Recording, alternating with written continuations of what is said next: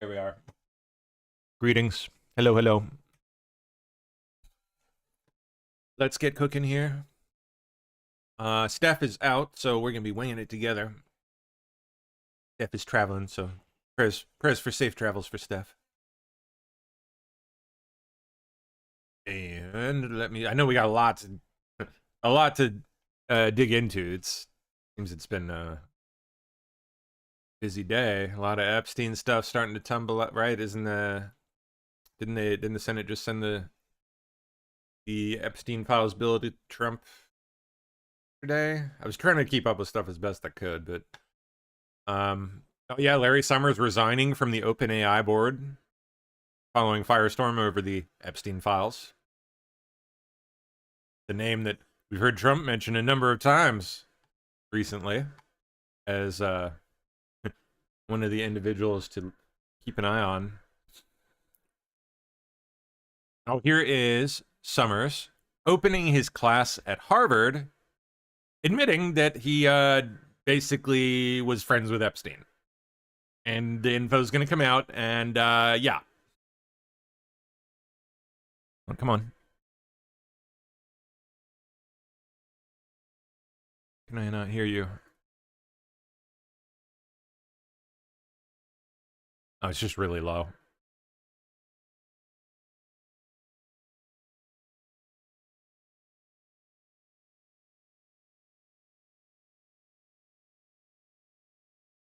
What?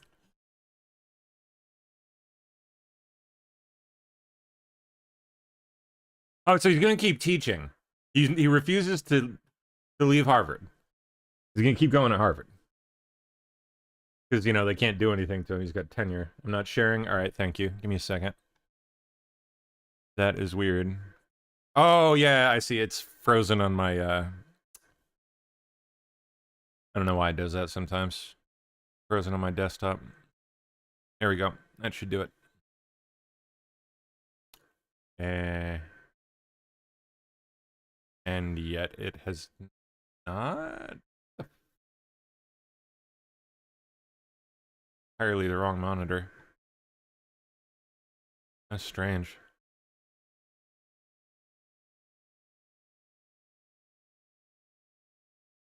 There we go. Okay. All right. Sorry about that. Statement of regret, expressing my shame with respect to what I did in communication with Mr. Epstein, and that I've said that I'm going to step back on public activity.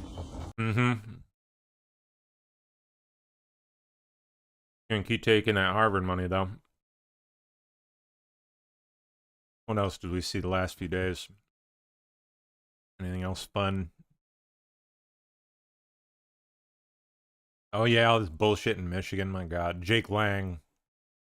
Doing Jake Lang stuff again in Michigan. Huh? Surprise, surprise. Scared the crap out of us. Oh, there's a drone above us.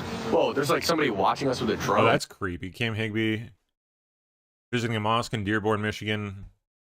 Started immediately getting followed by a drone. Yeah. You see that? There's a light on us too. The drone is following us. Okay, you said the mosque owns a drone. Yeah, it's not that. But that's not the mosque's. Yeah, because the mosque usually has a media. You know the media. Yeah. And so the mosque has a drone. Weird. I think this is the last thing. Oh yeah, Hakeem Jeffries got outed as having solicited money from Epstein. Team of Obama. Colleagues, coordination. After all that shit talking about Epstein, you were on your knees begging for his money. With Epstein. Another email shows Democrat fundraisers invited Epstein to an event or to meet privately with Hakeem Jeffries as part of their 2013 effort to win a majority. So Hakeem Jeffries' campaign solicited money from Jeffrey Epstein. That's what we found in the last document batch. The files underscore why former President Trump must appear for his deposition. We've subpoenaed him. To date, the Democrats have done nothing to help us secure his appearance. I support full transparency. The Oversight Committee will continue to work to get the truth to the American people and to get justice for the victims. That's our goal of this investigation. With that, I yield back. Mr. Gentleman yields back. Yeah, Mr. Speaker, we reserve. The gentleman reserves. The gentleman from Maryland is recognized. Eli opposed. Yeah, let me, saw when you mentioning that chat was frozen on screen for D-Live. Give me a second, I'll try to give it a boot here. I could get my streaming computer to load. Much.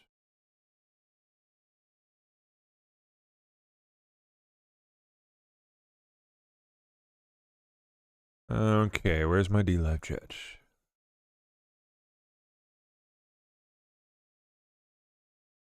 There it is. Refresh. Hopefully that'll fix it.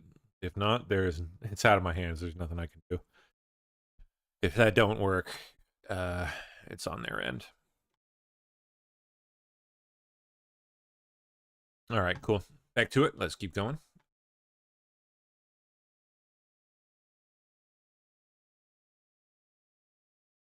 There we go. Oh yeah, this has been the big news over the last couple days. This freaking sedition montage, ridiculous. Melissa Slotkin and some friends got together and made a video. No, not that kind, but it's pretty gross. All the same. Senator Mark Kelly. Representative Chris Deluzio. Congresswoman Maggie Goodlander. Representative Chrissy Houlihan. Congressman Jason Crow. I was a captain in the United States Navy. Former CIA officer. Former Navy. Former paratrooper and Army Ranger. Former intelligence officer. Former Air Force. We want to speak directly to members of the military And the intelligence community. who take risks each day. To keep Americans safe. We know you are under enormous stress and pressure right now. Americans trust their military. But that trust is at risk. This administration is pitting our uniformed military And intelligence community professionals. against American citizens. Like us, you all swore an oath. To protect and defend this Constitution. And right now, the threats to our Constitution aren't just coming from abroad, But from right here at home. Our laws are clear. You can refuse illegal orders. You can refuse illegal orders. Slotkin. you must refuse CIA Slotkin. illegal orders. No one has to carry out orders that violate the law. Or our Constitution. We know this is hard and that it's a And of course, as to what exactly that means, well, it's whatever they say it does. They will just say any damn old thing they don't like that Donald Trump has done falls under that category. They will swear up and down, without basis, that he has violated the Constitution, violated the law. Now they're telling people to just not listen to official orders. Just because you basically don't like the orange guy. Violate the law. Or our Constitution. We know this is hard and that it's a difficult time to be a public servant. But whether you're serving in the CIA, In the Army, Our Navy, The Air Force. your vigilance is critical. and know that we have your back. Because now, more than ever, The American people need you. We need you to stand up for our laws. our Constitution, and who we are as Americans. Don't give up. don't give up. Don't give up. Don't give up the ship. Don't give up the ship. I mean, I'm sure that has some like gay Navy thing that they're drawing this from, but I don't know. Don't give up the ship sounds like going a little bit further than telling people don't follow unlawful orders. Don't give up the ship just sounds expressly like telling them do what you want and don't follow the orders of the guy who's supposed to be your captain.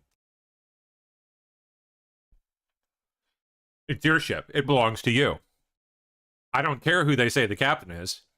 You get to say. That is the DC mindset in a nutshell. Wackos. They're entitled.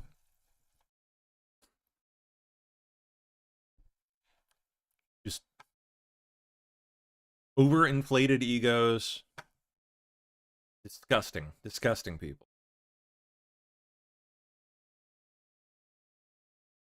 So now Trump has hit back on this and basically called for them to be tried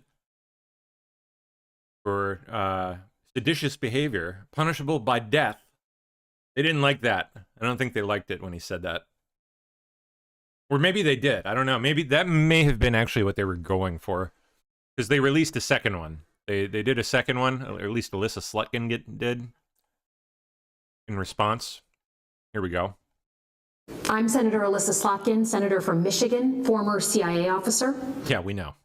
Earlier today, President Trump threatened myself and a number of other service and veteran lawmakers with arrest, trial, and death because he didn't agree with a video we put out this week. This really isn't about those of us who made the video. This is about who we are as Americans and how we're going to... You're right, Alyssa. It's not about the video. It's about the fact that you're a seditious cunt. Engage with people who we disagree with. I would hope that people of all backgrounds, Democrat, Republican, Independent, would agree that threatening death for people you disagree with is beyond the pale. Well, he didn't threaten death. He threatened trial and then potentially execution. Of who we are as Americans. I love this country. It has given me everything, everything. And I refuse to believe that this is the new normal. I refuse to believe that we're going to use fear and intimidation against people we disagree with. And I'm not going to be forced away from speaking up on behalf of my country. As she says, as she does those very things to all of the people that she's talking to. Using fear and intimidation to sway people. That we're going to use fear and intimidation against people we disagree with, and I'm not going to be forced away from speaking up on behalf of my country. I swore an oath to the Constitution many times, most recently less than a year ago as a senator. To the Constitution, not to any one man, not to any one president. And I abide by that oath. For me, I believe in the power of this country and that we are better than our current politics represent. And I refuse to be intimidated out of defending the country I love. Yeah. Laying it on thick.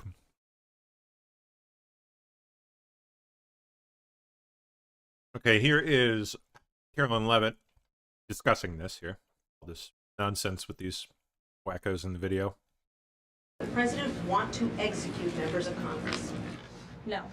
No, nobody wants to do it, but I mean, sometimes you just got to do it. That's what the paper says. I didn't write it. They wrote that shit back in 1776, okay? Let's be clear about what the president is responding to, because many in this room want to talk about the president's response, but not what brought the president to responding in this way.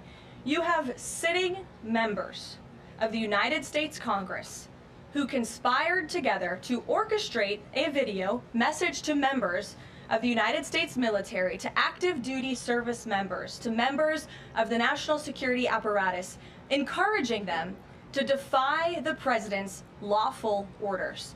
The sanctity of our military rests on the chain of command. And if that chain of command is broken, it can lead to people getting killed. It can lead to chaos, and that's what these members of Congress who swore an oath to abide by the Constitution are essentially encouraging. We have 1.3 active duty service members in this country, and if they hear this radical message from sitting members of Congress, that could inspire chaos, and it could incite violence, and it certainly could disrupt the chain of command. These three members of Congress, I will also add, knew exactly what they were doing. You look at Alyssa Slotkin, she's a former member of the CIA. Mark Kelly was a captain in the U.S. Navy. Maggie Goodlander was a naval officer, and notably, she is also the wife of Joe Biden's national security former advisor, Jake Sullivan. And so these members knew what they were doing. They were leading into their credentials as former members of our military, as veterans, as former members of the national security apparatus to signal to people serving under this commander-in-chief, Donald Trump, that you can defy him and you can betray your oath of office. That is a very, very dangerous message, and it perhaps is punishable by law. I'm not a lawyer. I'll leave that to the Department of Justice and the Department of War to decide. But the president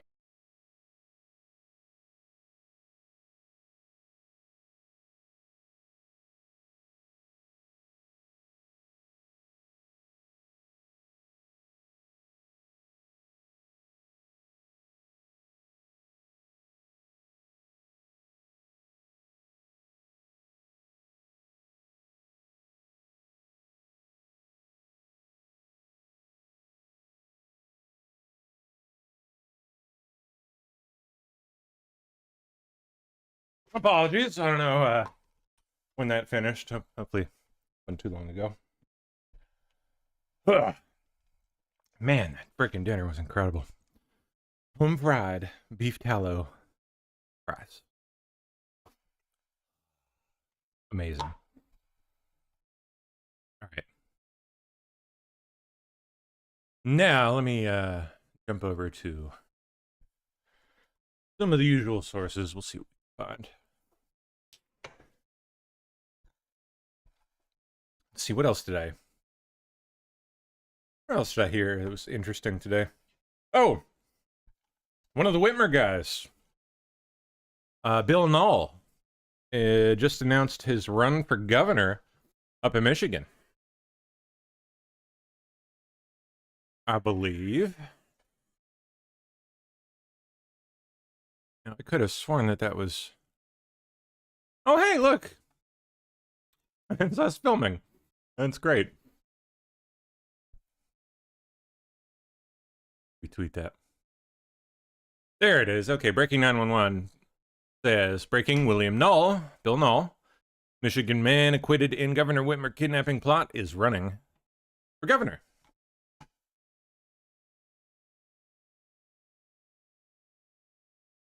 Please support him. He's a fantastic, he's such a great guy.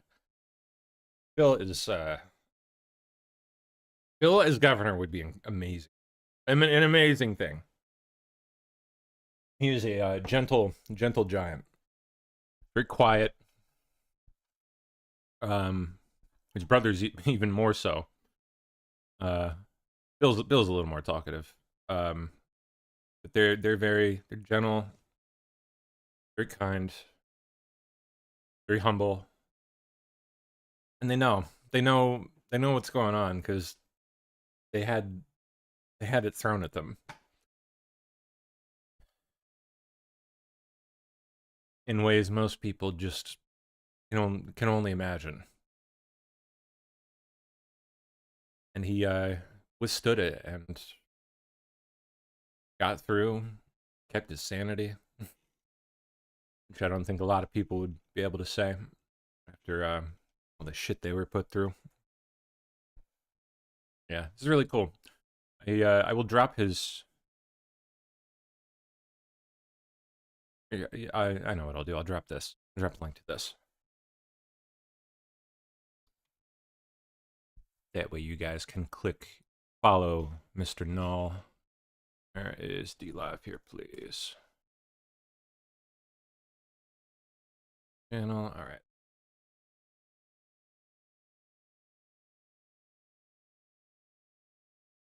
Okay, back to it. Yeah, that's a cool little, excuse me, cool little blurb, news blurb today.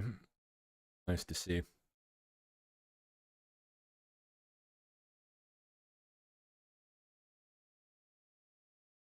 Okay. Oh yeah, we got lots to go through here. That's good. That's very good. All right, let's just start a spin. We'll pick it up. Morning.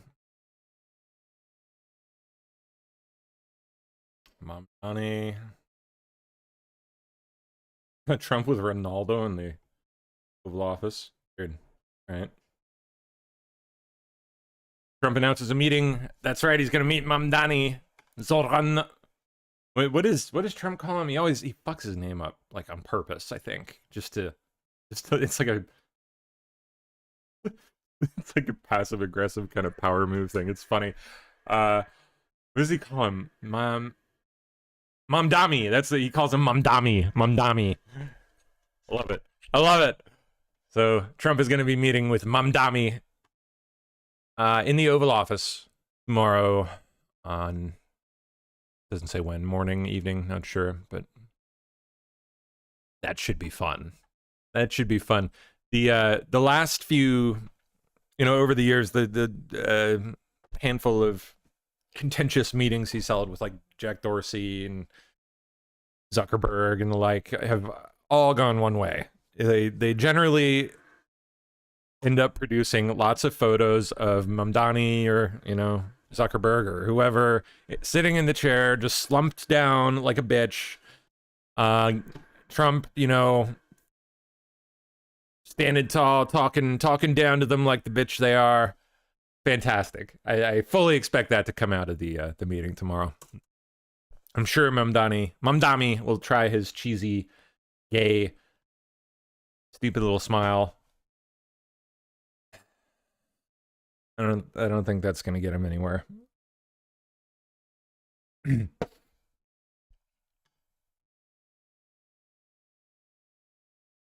Boy, so wow, more craziness in Nepal. From Nepal, where you can. So now more Gen Z-led protesting in Nepal erupting. This follows those previous protests from like a month or how long it was, like a month or two ago, where they stormed the Parliament building, if I remember right, or the Prime Minister's palace. I forget what it was, but they stormed some big ass building and walked out with the Prime Minister lady or whoever she was, and it looked pretty crazy. It was very dramatic footage. From Nepal, where you can see, the protest that has started. Did they burn it? I don't remember if they set it on fire or what. And with the government there, the curfew that. Oh, fuck you, bloody fuck you, you bloody bitch, bloody fuck you, bloody bastard, bloody bitch.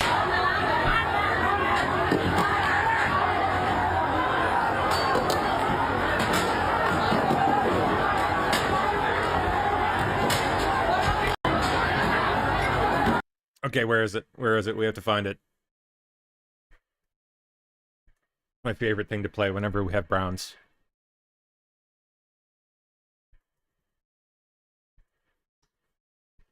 Fuck me, I fuck you, bloody. Oh, someone remixed it? No, I want the original. Give me the original. Yeah, that's fine. Are you crazy? You're fucking. You are fucking. You fucking, you bloody. You bloody. Bastard bitch. Fuck you. Bloody fuck you, bloody. Fucking mother, bloody fuck bitch. Bitch, you bloody fuck you. Fucking bloody bastard. Benchwood, bloody. Benchwood, you blunder. No, but why? Bloody no. Why? Bloody fucking. If accident, then what you gonna do? Why you fuck me? I fuck you, bloody. Bloody bastard. Fucking running like lady, eh? Like lady, eh? Bloody. What the fuck, man? The little Indian gesture with the. Fucking no shout at me, innit? What does that mean? Like, what's the? Shouting at me. They have that, and then they have the little like the it's like a thank you kind of. They got some different gestures going on there. If you don't do the other place. I don't quite know what they mean. I always love that video though. Fantastic. Classic internet. All right, let's go to, we did Nepal. Got some AI. Okay. The goofy. Scott Jennings says Zoran Mamdani's Oval Office meeting with President Trump will be a reality check, predicting Trump will remind him he can't arrest Netanyahu in New York and must cooperate with federal law enforcement and immigration authorities. Yeah, just about. Trump and Mamdani. Sounds about right. Well, I'm glad Mayor-elect Mamdani is going because he's never had a job before. So Trump is going to have an opportunity now to explain to him how the world works. Number one, you're not going to be arresting Prime Minister Netanyahu You can't when he say comes he's to never New had York a job City, before, so you can Scott. put that out of your Had a job. mind.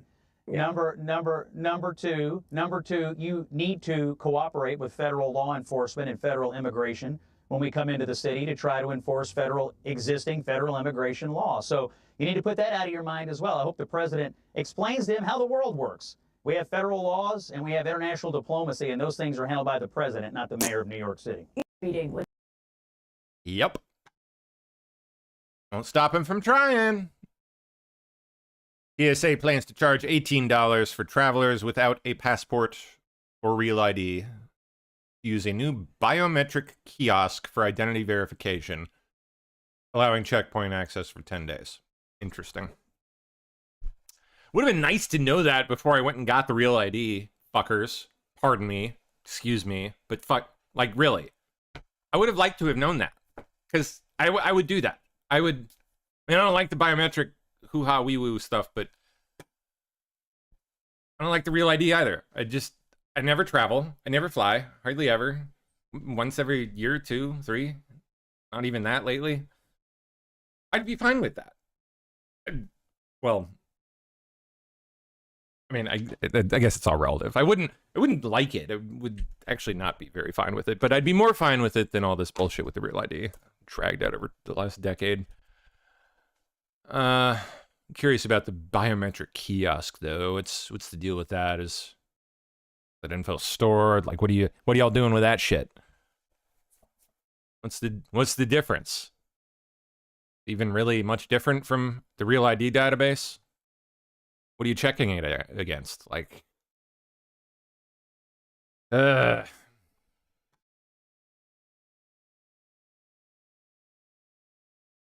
DeSantis answering a question on whether he will run for president in 2028. Have you decided whether you're going to run for president again?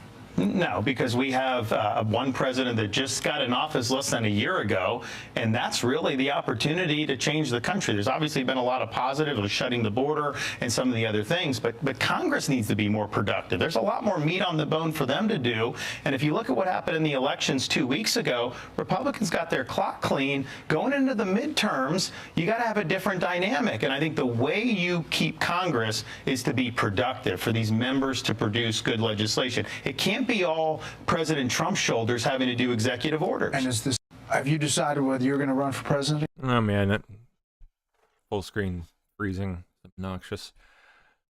I gotta get out of the habit of clicking that. Trump on Jimmy Kimmel, get the bum off the air. Why does ABC Fake News keep Jimmy Kimmel, a man with no talent and very poor television ratings, on the air?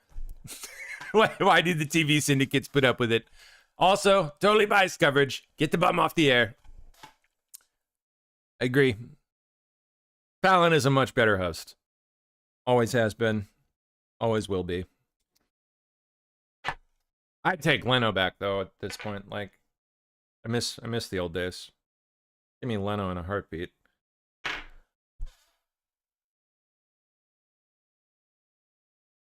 Poland's ambassador to Russia, Krzysztof Krajewski, was attacked in St. Petersburg while visiting the city to meet local Poles for Poland's Independence Day. Святой Екатерины, однако, на пути к храму его встретили российские активисты со множеством вопросов. Нет, в том числе просили объяснить, почему польские власти ведут политику двойных стандартов. Krzysztof. They don't believe. All right, Stephen Miller goes ballistic on the Democrats. Why not? Always fun. Sure. In systems, they don't believe in rules, they don't believe in laws, they believe in whatever keeps them in power. And if what they think keeps them in power is a military insurrection or a CIA insurrection, that's what they support.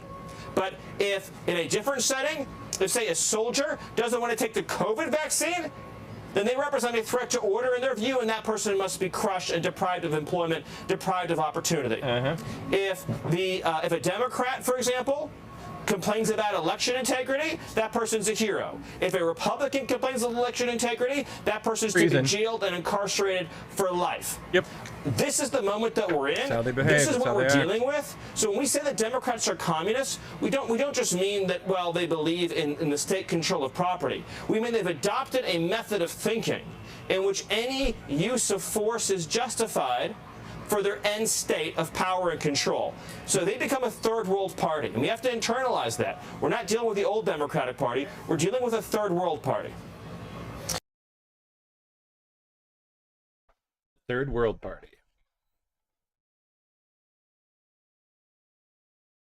This is good news.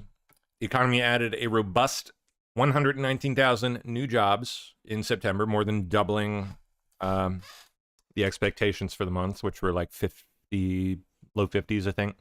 This is the September jobs report. Non-farm payrolls are up a robust 119,000. 119,000 would be the best since April, when we were up 158,000. If we look at labor force participation rate, it ticked up. That's a good thing. 62.4 equals where we were in May. You have to go to April of this year when it was 62.6 to find a higher number. If we look at the hours worked, and this is always important, it remains at 34.2. To find a lower number, you're going to January when it was 34.1. We have initial jobless claims. This is for the week of November 15th. As I said, there's weeks missing. We're expecting 227,000, comes in at 220,000. These numbers do not reflect nervousness in the labor market. They've been very well behaved. 220,000 would be the lowest level of claims since mid-July. This Well, is I mean, I gotta say,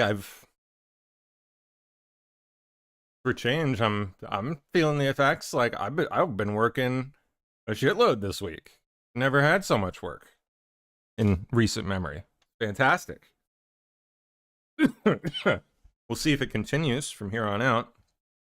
But I got calls for a shitload of jobs this week, including one editing job, which is nice. So not just excuse me, backbreaking stagehand labor, which is fine. It pays quite well, at least well enough anyway. But yeah, I got an editing job for roughly 2 to 3 days. So I'm paid for the next few, thank goodness. PSB, however, is not. If you missed this at the beginning, not looking so hot. We're overdrawn on PSB. The PSB business account is overdrawn by about $30, just under $30. So if anyone feels up to, tossing a little in the pot, now would definitely be the time to do it. That's not a nice thing to see. Not a nice thing to see. Nope, we don't like that. Nope. Very sad. Do not want that to happen. We prefer that the platform continue to operate, continue to provide a place for people to come speak their mind at length.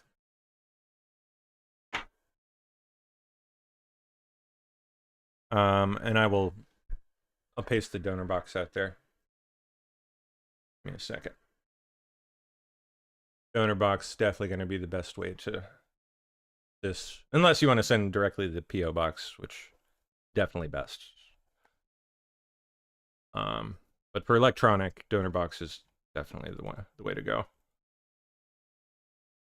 Donorbox.org/support-PSB. Okay, all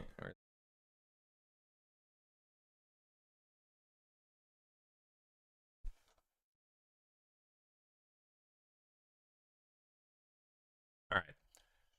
Now let's keep on moving. Protect illegal immigrants or protect homeless veterans? Illegal immigrants. Are you kidding me? Why? What? Because America was built off illegal immigrants and immigrants coming into this country. And I feel like they should have rights too, just like everybody else. But they're illegal. Well, there's a system to get them legal, so there's still... Yeah, but the thing is that they didn't do that. They didn't follow that system. People at the end of the day treat everybody with respect. And yeah, I can respectfully and carefully put them the fuck out of my country. Care. They're nothing different than you. The veterans fought for the country, though. Yes, but your homelessness is not something that other people should be paying for. And, manage your money correctly, and you won't be homeless. Manage your country correctly, and you won't be a migrant. coming into mind. How about that?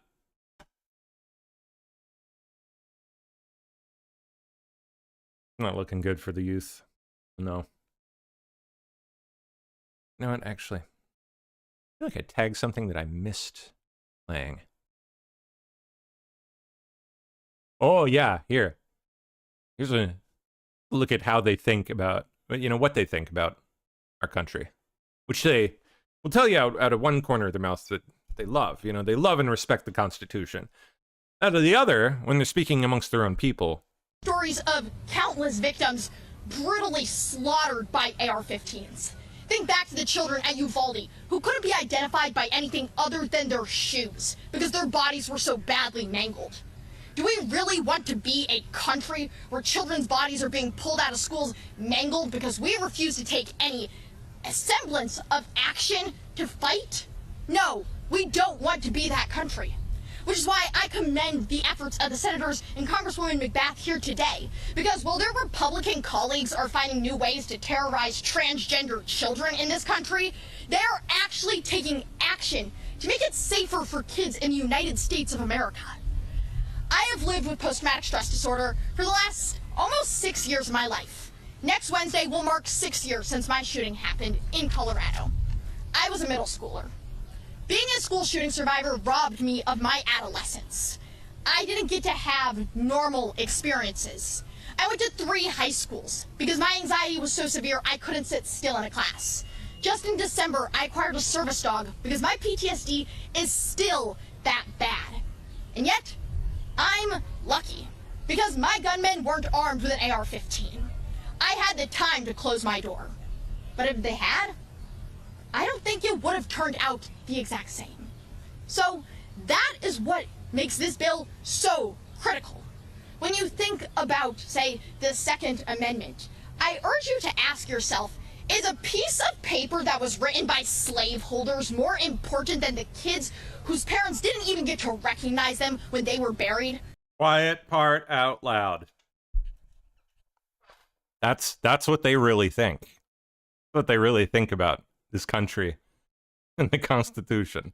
So that is what, when you think about, say, the Second Amendment, I urge you to ask yourself, is a piece of paper that was written by slaveholders more important than the kids whose parents didn't even get to recognize them when they were buried? Is it more important than Jessie Gawi, who had a 6-inch hole ripped through her face? Is it more important than Sandy and Lonnie Phillips, who that's their last memory of their daughter? The answer is none of these things are ideas or arguments. They're just like sad things. A resounding no. That cause a, you know, excuse me, cause a very emotional reaction in people. And while the Republicans in Congress might try to debate this as a political issue, it's not a political issue. You've heard from me, you've heard from Alea, and you've now heard from Matt about the devastating effects of gun violence on your life when you survive it as a young person. We're hearing AR-15s are uniquely dangerous, uniquely damaging, and uniquely need to be regulated and got off our streets. So, support this bill. Today is a day for action. It's not tomorrow. It's not after the next Parkland happens. It's not after the next Sandy Hook happens. It's not after the next step. God, that voice is just, like there's something about the cadence that is just like, I don't know. Something's fried up there, dude. Something about that, the cadence, the way she kind of tumbles words out like that. It's just very unsettling. I don't know what it is.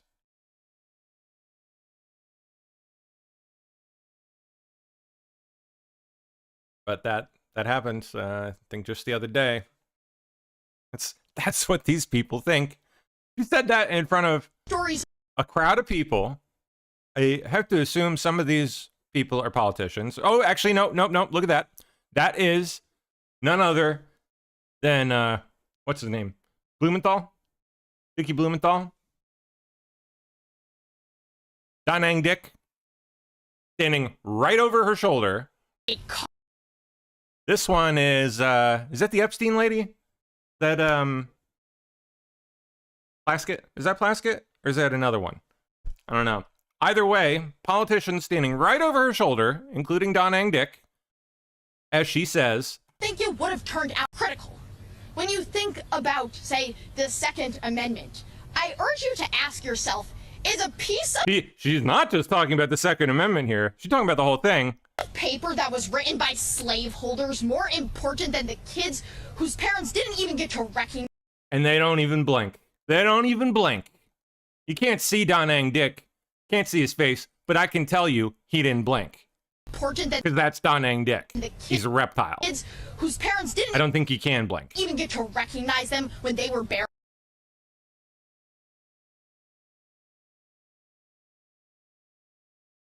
Scare the shit out of people.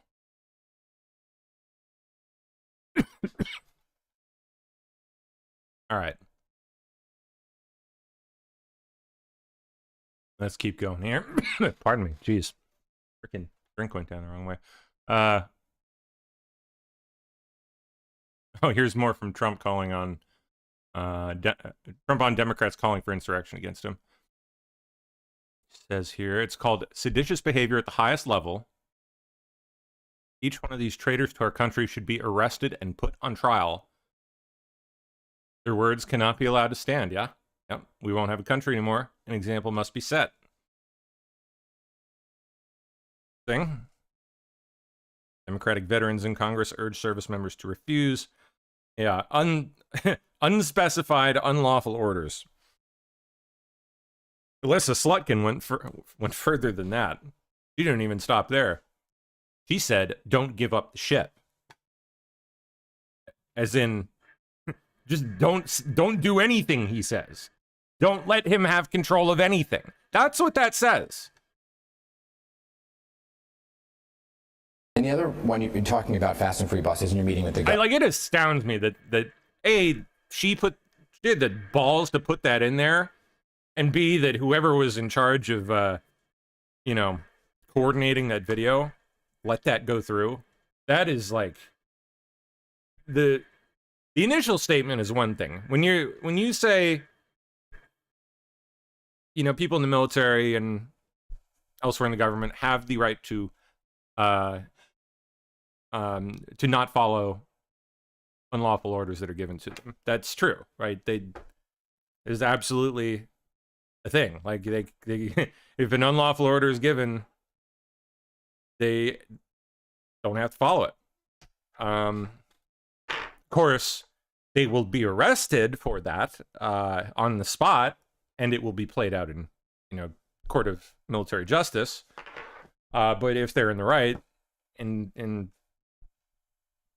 it'll play out, and things will be fine for them, right? That's how it'll go. That's one thing. But saying don't give up the ship, that's crossing a line, dude. It shocks me that she did that. I mean, she's stupid. They're all stupid, but that's a whole other order of stupid, or maybe desperate. I don't know.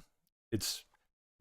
I actually probably should have pointed out earlier. It is interesting that they're all of a sudden, seemingly unprovoked, just tossing this out there. Like, what is this really about? Because all the National Guard have been deployed for damn near 6 months now to some cities. I don't know about quite that long, but a while.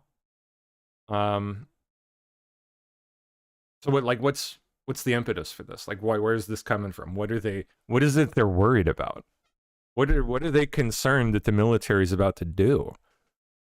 What orders are they concerned are about to be coming down the pipe that they're telling people not to follow? Because clearly there's something, right? Something probably more than what's already going on. Governor. I have no answer as to what that could be, but interesting to think about, right? Mamdani got interviewed here. Okay. Well, let's see it. And the the other one, you're talking about fast and free buses and you're meeting with the governor. I've heard you talk about many times that you don't want to take money away from the MTA. You want to put money back in. It's something that she agrees with, right? We don't want to take away money from the MTA. How are you getting that money, the $700 million to make the buses free, into the MTA if she's not for raising taxes? You know, I think that the two clearest ways to raise that money is through the raising of the state's corporate tax to match that in New Jersey. I think that a lot of this is still a case to be made, whether it's the corporate tax or whether it's the personal income tax on those who make more than $1 million a year or more. I think that these are the clearest ways. I've also said that if there are other ways to raise this funding, the most important fact is that we fund it, not the question of how we do it, but that we do it. And the other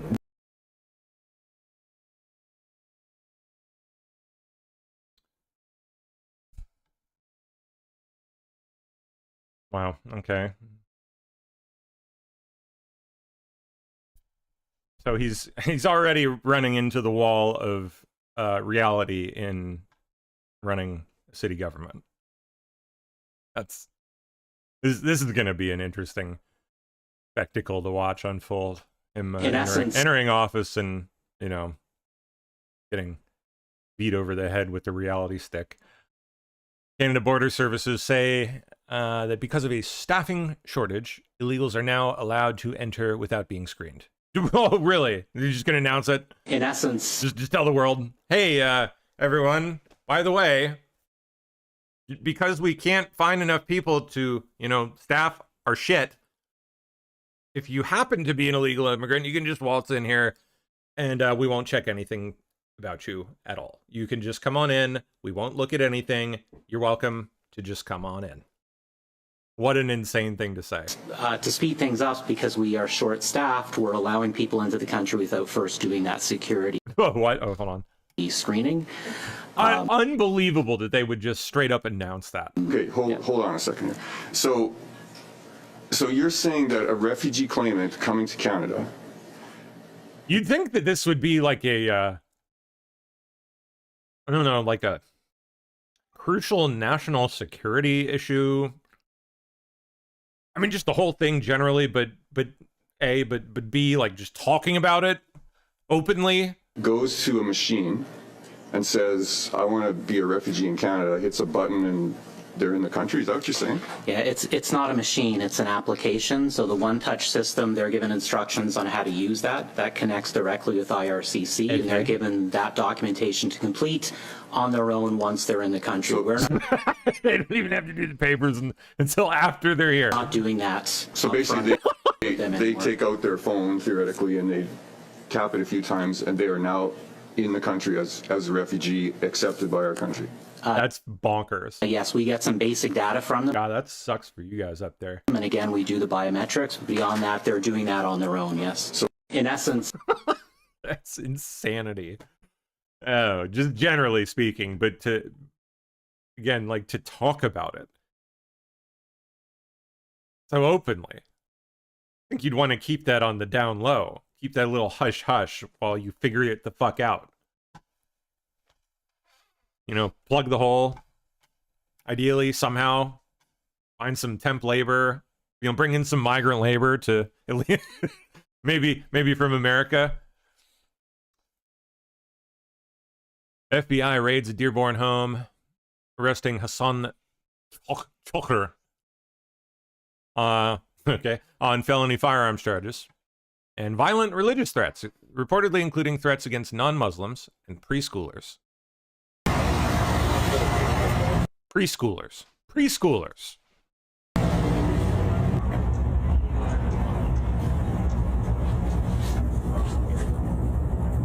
When did he make these threats in person, online? Like,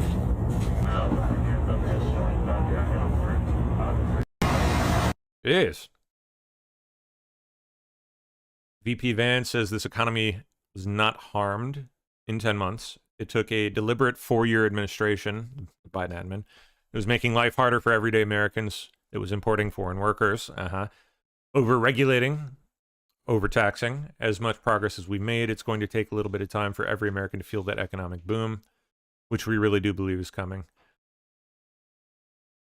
I think there's some truth to that, and I think it's fair to give it some time. It does take a bit to kind of jumpstart the economic engines within reason. You know, I'd say if there's not a marked difference by, well, less than 12 months from now, obviously, right before midterms, that's obviously going to be a serious issue, duh. But I think we should be, hopefully, if they continue doing their jobs right, when it comes to this stuff, hopefully we'll be feeling it quite a bit within like 9-10 months. I have to highlight, like, I'm getting work, which is great for me. I hope that is going to continue, and I hope that others start experiencing the same. You know, I think if they really do their part to enforce the H-1B insanity, like stop these employers from basically neglecting to post jobs anywhere that American applicants will see, and A, see them, and B, apply for them. So just so they can, you know, skip the American line and go straight for the cheapo H-1B line. You know, if they can put a stop to that, and if they can get all of the illegals the fuck out of here, which, I mean, of course, that's not going to happen in 9 months, but a good amount of progress should happen in 9 to 10 months. For one, and for two, hopefully they'll be able to start scaring the employers into not employing these people. So, you know, we won't have to deport them in order to actually feel the tangible effects on the employment markets, right?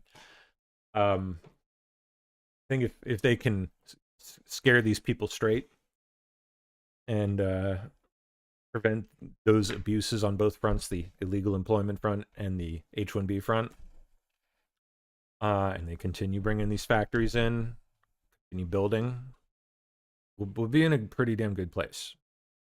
I know it's it's a long ways out. It's hard to say for sure, but like the right things seem to be happening. Okay, so it should only be a matter of time before those effects are felt.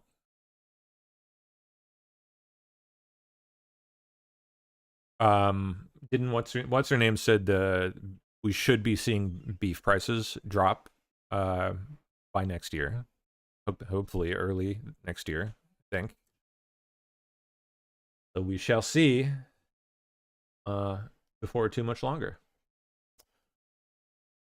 Okay, Vance here on Trump's foreign policy approach. While he wants to save lives, he also sees a world where people are engaging in commerce with one another rather than killing one another. And he just, you know, he's a tough guy, but he's not a violent human. Like he's not a person. You know, oh, by the way, before I jump from that other topic completely here, sorry to cut you off there, Mr. Vance. Just speaking from my personal experience here and just getting this work of late as a stagehand at events, you know, setting up all the staging and lighting and all that stuff. Kind of got me wondering if, like, maybe these businesses used to employ questionable labor, like illegal labor, contractors. Like that's what I get employed as. I do it through my business, or which you don't have to. I mean, you can do it as just a personal, I think, but I do it through my business. I'm curious if that's how things used to go, and a lot of these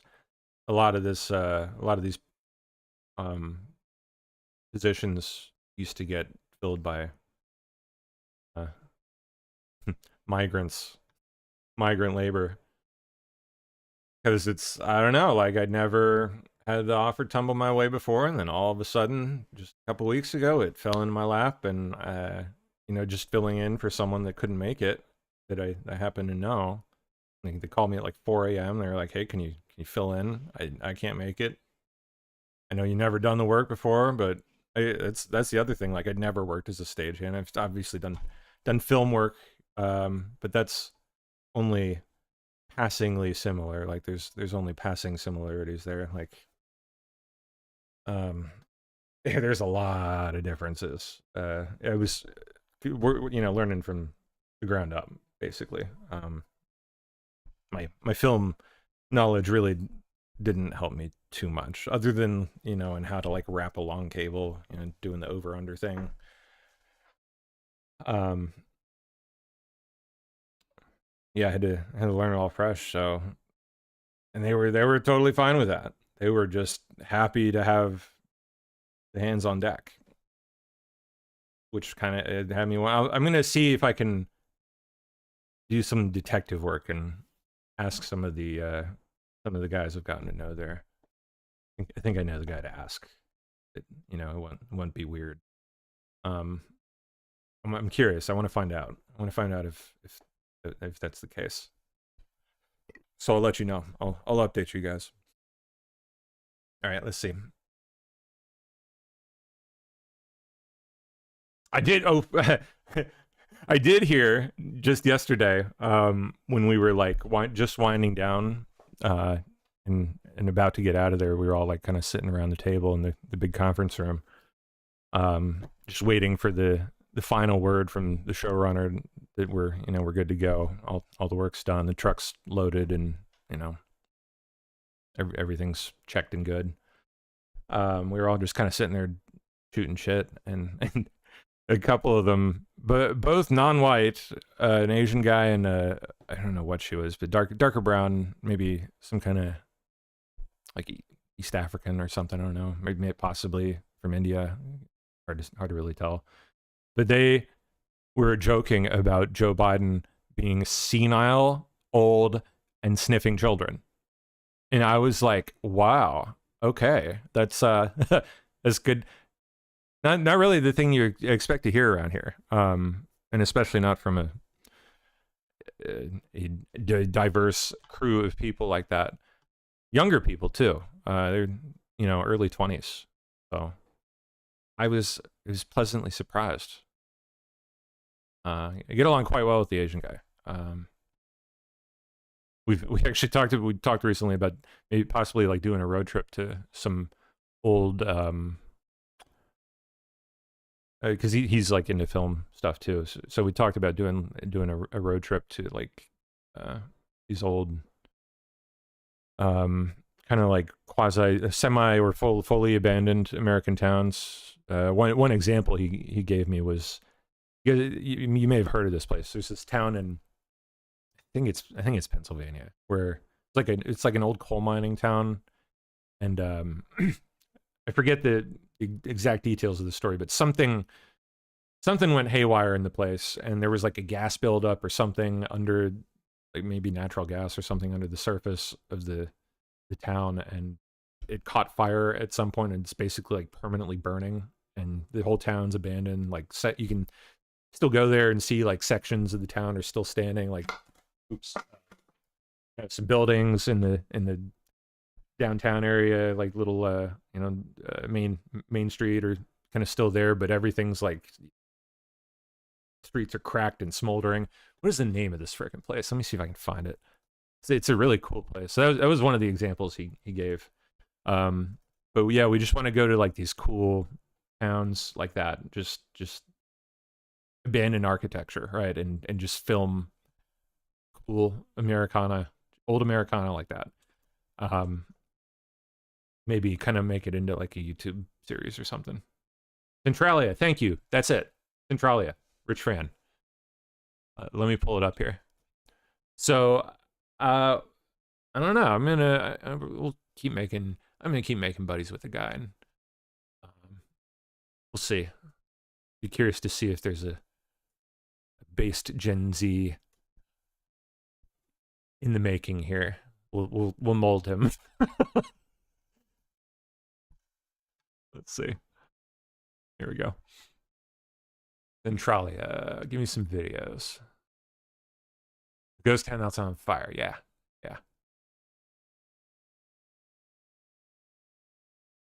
Real Silent Hill. Yeah. All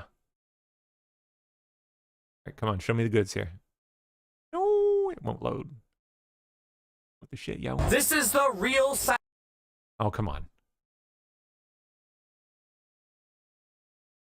Dang, it's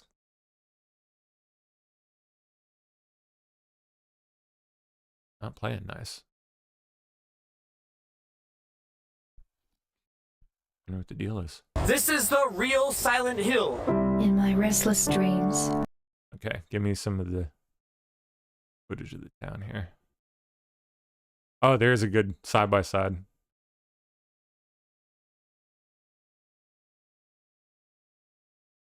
Wow, look at that. Whoa.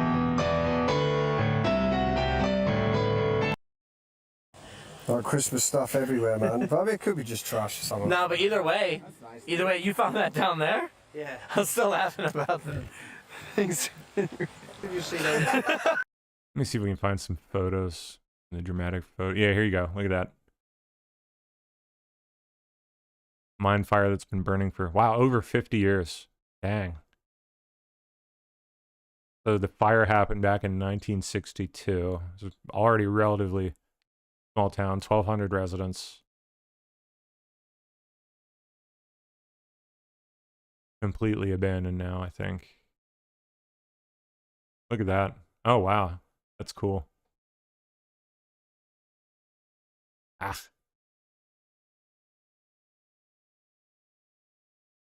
Look at that.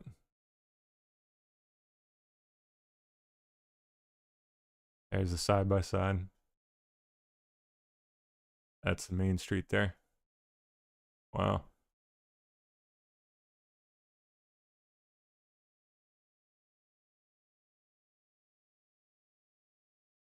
Oh, cool. Neat. Look at that one.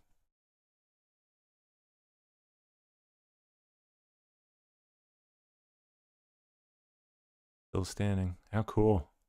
Yeah, I wanna look into doing this with him. It'd be a fun project. It's something I've always just kind of wanted to generally do anyway, just like I mean, not with the abandoned towns idea, but just generally going on a road trip with my cameras and hitting up small town America. It'd be a lot of fun. All right, let's keep. Oop. Oh, come on. You know, kitty.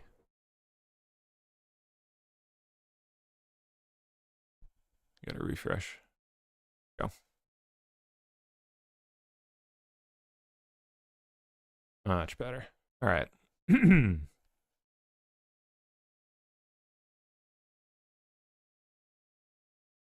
Oh no. All right, we're gonna have to scroll again. All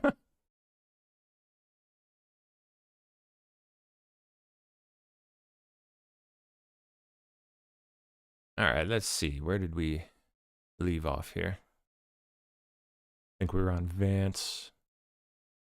Vance talking. Yeah, there we go. While he wants to save lives, he also sees a world where people are engaging in commerce with one another rather than killing one another. And he just, you know, he's a tough guy, but he's not a violent human. Like he's not a person, you know, who I think understands violence at a sort of fundamental level. It's like, why don't you stop killing each other and start trading with one another? Why, rather than Russia and Ukraine killing one another, why don't they actually engage in some commerce with one another, travel between the two countries, engage in some sort of cultural exchange? That is his fundamental perspective that he takes into these things.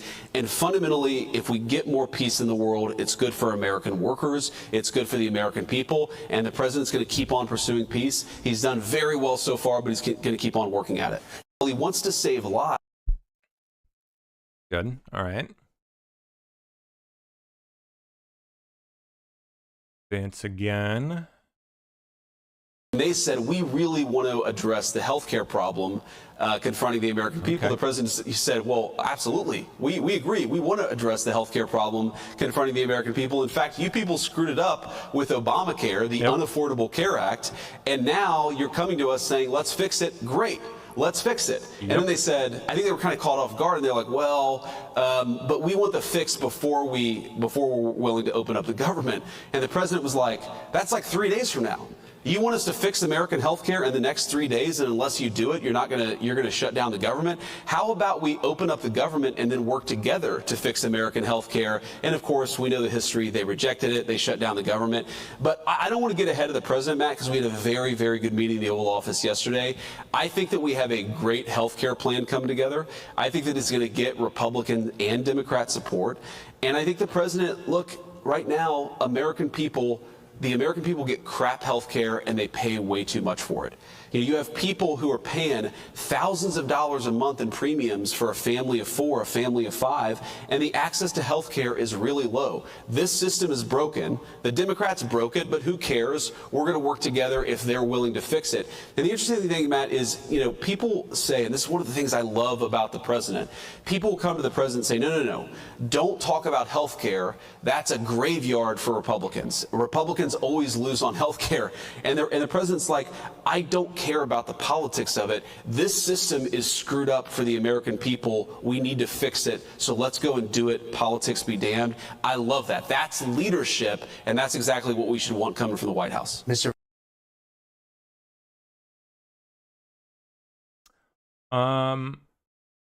Oh, thank you. Sorry, I just popped up Rumble chat here. I had the other day's Rumble chat up.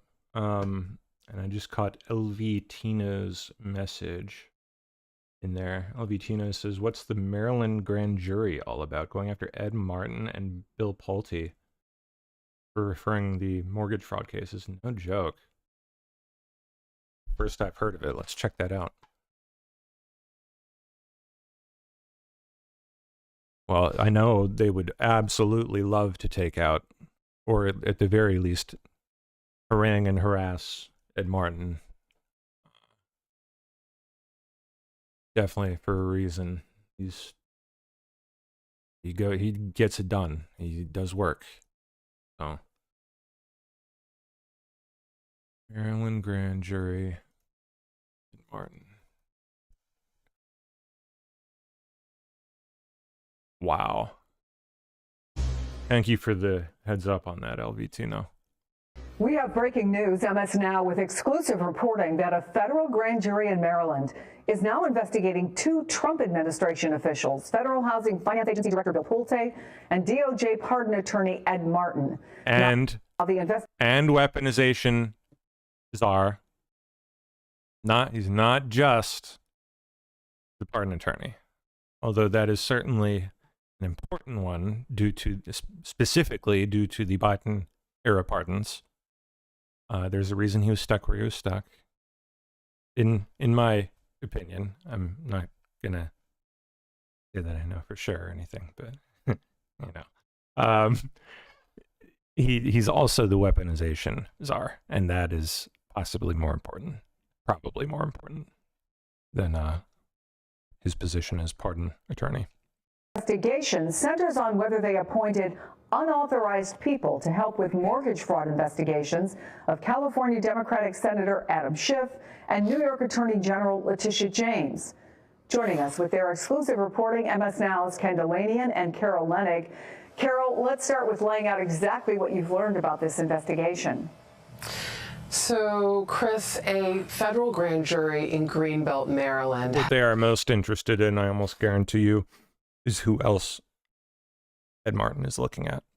Has begun subpoenaing records and documents, and FBI agents have begun interviewing individuals about the way in which Bill Pulte, the Federal Housing Finance Chair, and Ed Martin, a DOJ official who used to be the U.S. Attorney in Maryland before he was removed from that office, whether they have U.S. Attorney in D.C., my dear, not Maryland.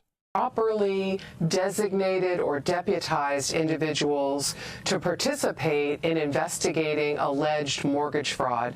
Now, Chris, you know that in Maryland before he was removed from that office, whether they have improperly designated or deputized individuals to participate in investigating alleged mortgage fraud. Interesting. Now, Chris, you know that these mortgage fraud claims have been seriously criticized and questioned by career prosecutors who do not find that the evidence of mortgage fraud by either Letitia James or Adam Schiff, Senator Adam Schiff, have any real factual sufficiency to bring charges. Nevertheless, Bill Pulte has made these referrals, and both Mr. Pulte and Mr. Martin have been pressuring prosecutors' offices to bring these cases. Now, the shoe is on the other foot, according to our sources and documents that we have reviewed at MS Now just this morning that indicate this has turned around in a way that the Department of Justice is investigating the methods used by these two interesting top Trump allies. Guarantee you that they are mostly after what else he's doing. What the end goal of the mortgage game is, for one. And for two, who else he's going after? Because believe you me, it's not stopping at these two. So what are the possible implications here, Ken? Chris, this is the most surprising story I have covered in the Trump administration. It is absolutely extraordinary. One legal scholar reacting to our reporting called it a sign of life for the rule of law. Ed Martin is not just a pardon attorney. He's leading the weaponization working group. He's Donald and there's Ken Dilanian, CIA Ken Dilanian, highlighting what I just said. Trump's darling. He's the instrument of revenge that Trump has put into the Justice Department. Now Ken clearly gets it. Ken clearly knows what Ed is.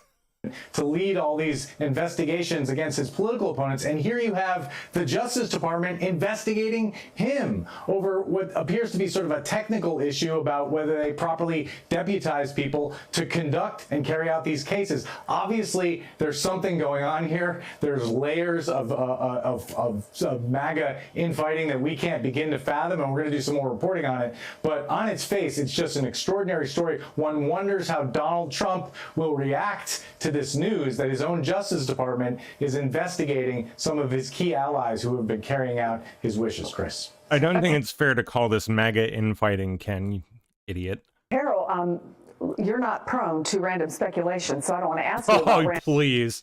Yeah, let's hear it, Carol. Random speculation, but what are the possibilities here? I reread and reread. They gave me some notes on what you all were going to report, and I read and reread it several times because it didn't seem like I was understanding what was going on.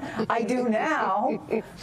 Well, Chris, you, me, and Ken then are all in the same boat. I mean, when we were getting these tips this morning, I was on a plane, and thank goodness I had Wi-Fi because I was also rereading and rereading what I was receiving. I want to say that the implications, according to our sources, are that if this investigation finds that people deputized by Pulte or Martin engaged in investigative acts without having the authority to do so, these sources say this could completely crater the case that was brought against Letitia James in which they would definitely love to do.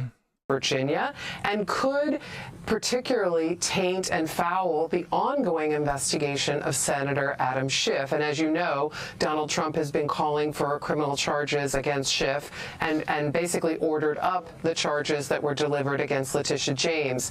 I think there's something else really interesting going on here. Maybe the Department of Justice is simply trying to make sure that nothing foul occurred. But perhaps the Department of Justice at the top layers is growing concerned about, and I say perhaps, not to speculate, but just please. Citing source. That's the express purpose of what you're doing. That's exactly why you're doing this. Perhaps the Department of Justice, in the form of Todd Blanche and Pam Bondi, have grown concerned about unforced errors, the kinds of errors that unfolded with Lindsay Halligan in a courtroom in a spectacular fashion yesterday, and which MS Now was reporting in real time.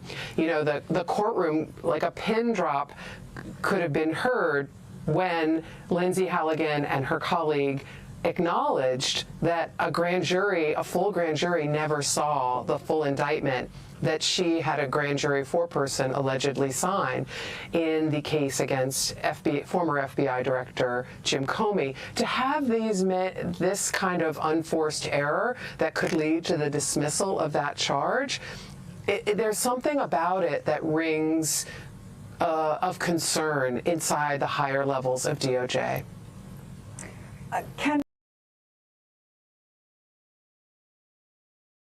That is interesting speculation on her part, I'll admit. Possibly, maybe. But I don't think so. It's entirely going to hinge on who is involved in bringing this forward.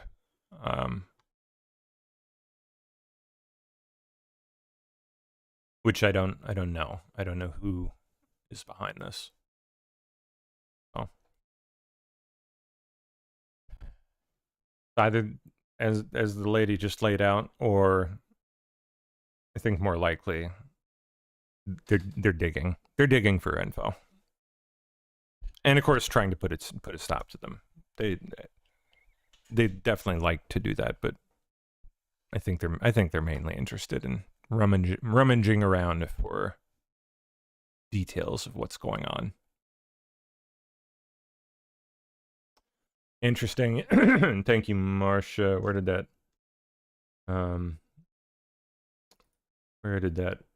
post go? I saw that roll in a minute or two ago. AZ Intel. Okay, let me pull that up. DC fire in underground trolley system. Capitol subway tunnel. Wow, the like the one that shuttles around the representatives and senators. The Rayburn line.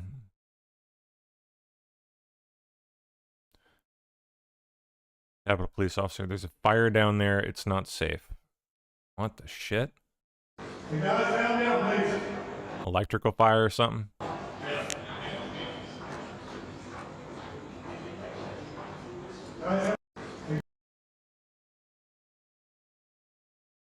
DC fire crews rushed to a minor blaze inside the trolley tunnel.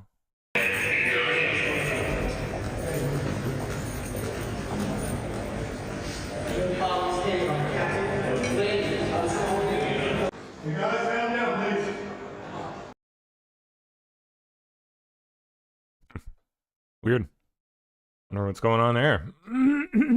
Excuse me. All right, and then what was the other one I saw you post there, Marcia?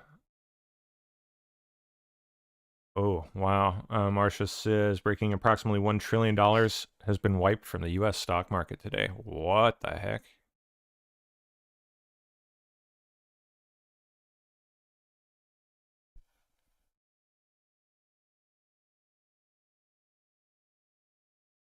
Yeah, look at that. There it is. Approximately $1 trillion wiped from the U.S. stock market today. Yeesh. 1.5 trillion gone. Between 10:40 a.m. and 12:20 p.m., the S&P 500 erased 15 billion per minute. One of the fastest market cap wipeouts in modern history.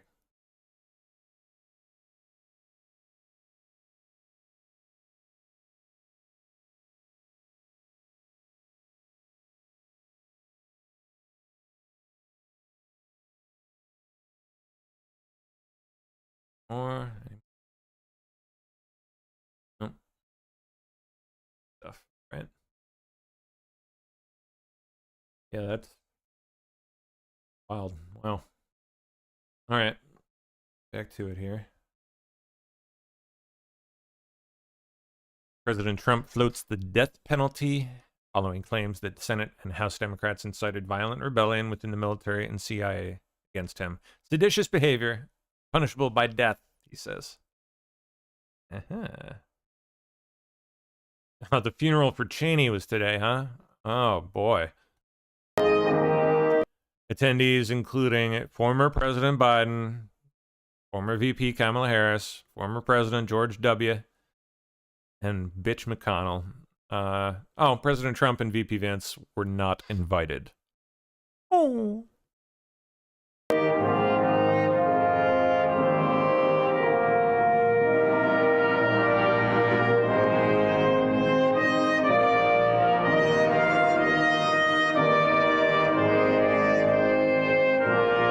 There's the turtle.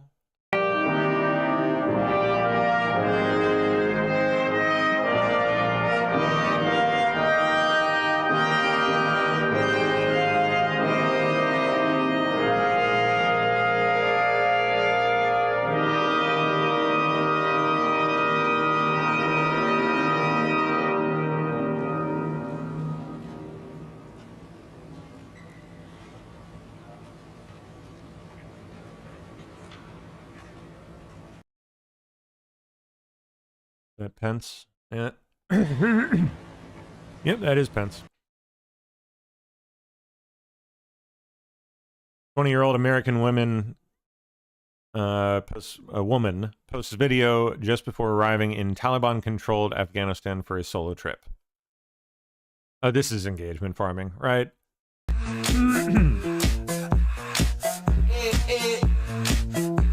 Uh-huh. Oh, she's gonna put on the bag. Put the bag on. So sweet. No, stop that music. Come on. Oh, she's putting the bag on. Yep, there it goes. Aw, how stylish, how cute. Yes, queen. Insta pose.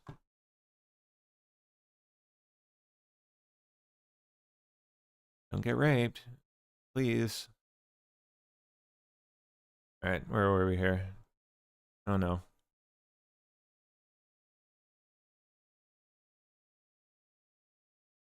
Lost a spot. There we are. 44-year-old Nicole Staples, Teacher of the Year, was arrested and fired after a video surfaced of her viciously beating her son with a belt for not cleaning up. She was released Wednesday evening on a $7,500 bond. Who recorded the video? Whoever did that, bravo, you're a hero. This is did the kid do it?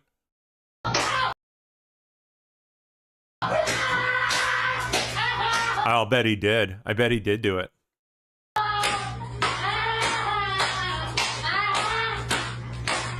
Oh no, someone's holding the camera. Maybe a sibling.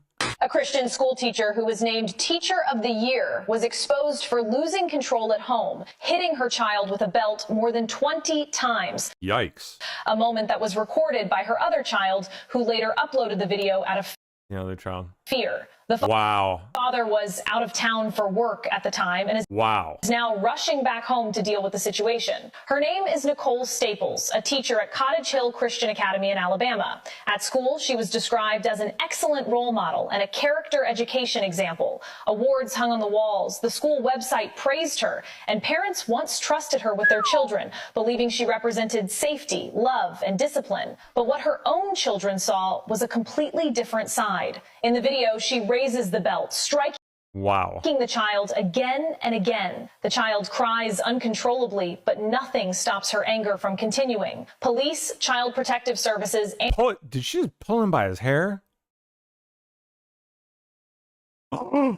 She did.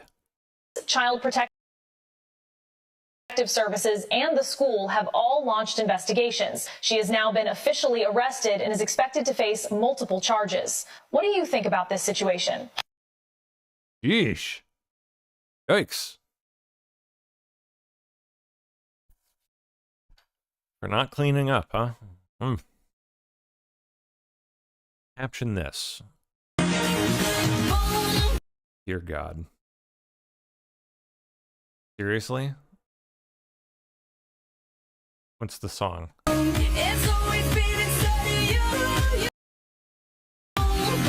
Boom, boom, boom, huh? Who's that, Katy Perry or something?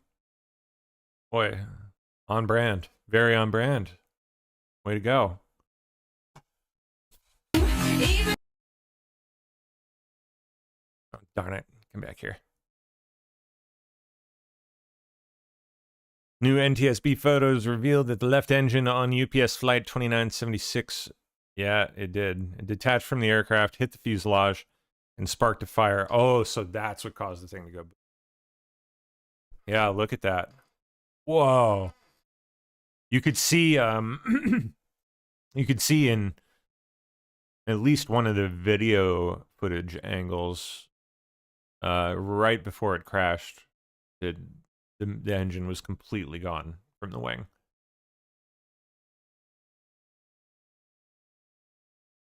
But wow, it tumbled straight into the body. That's crazy.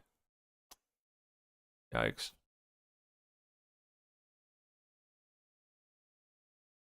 Fire has broken out at COP30 climate talks in Belém, Brazil. What?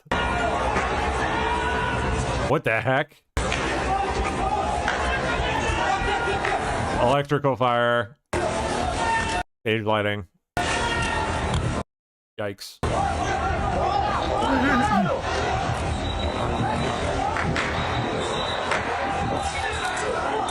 Wow. Or a hot light or something. Someone leaving something on a hot light that they shouldn't have left. They still use tungsten down there. They might.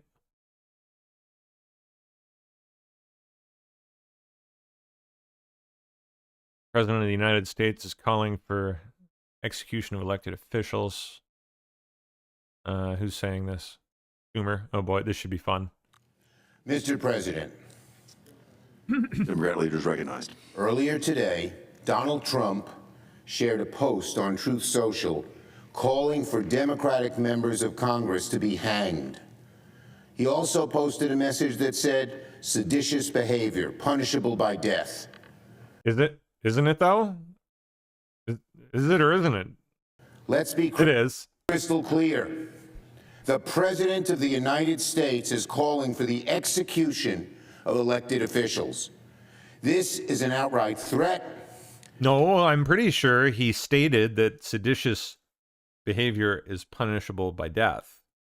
Of course, following a arrest and fair trial, which is implicit. Come on, Schumi. And it's deadly serious.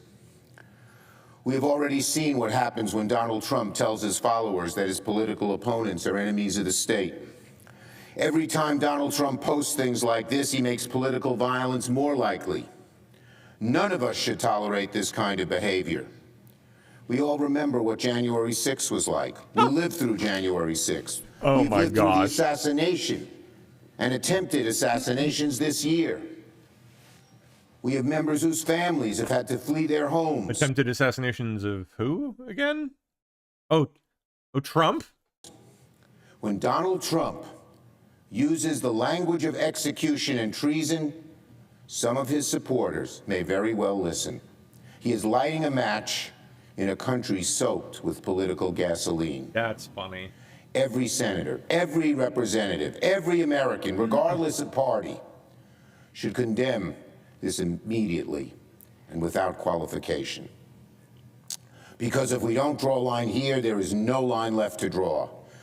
Who would have thought the President of the United States saying his opponents should be hanged?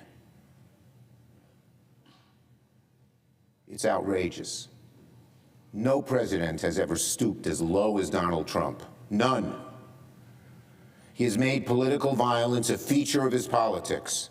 And if we don't draw a line here, there's no line left to draw. And yet today he crossed yet another line that no democracy can afford to tolerate. He must be condemned forcefully, loudly, and without excuses before someone takes his words as permission to do the unthinkable. Anything less enables the flames of hatred to grow and spread. Oh my gosh. Wow.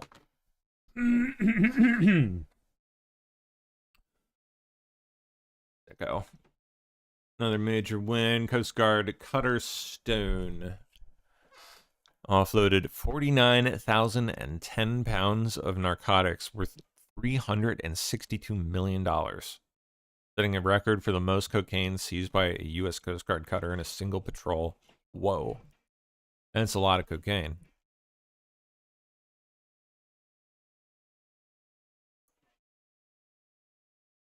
What? Can't make this up. Zoran Mamdani makes a complete 180 just a day before meeting with President Trump. On what? On what? My administration would be Donald Trump's worst nightmare.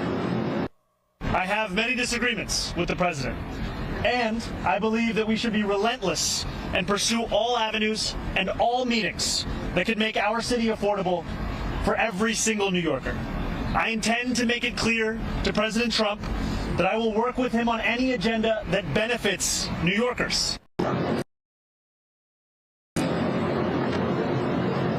My administration would be Donald Trump's worst nightmare. Yeah, we'll see about that. Mamdani.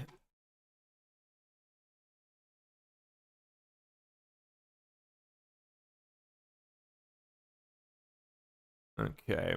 Oh, I saw this. This was freaking crazy. It blew my mind. This is nuts.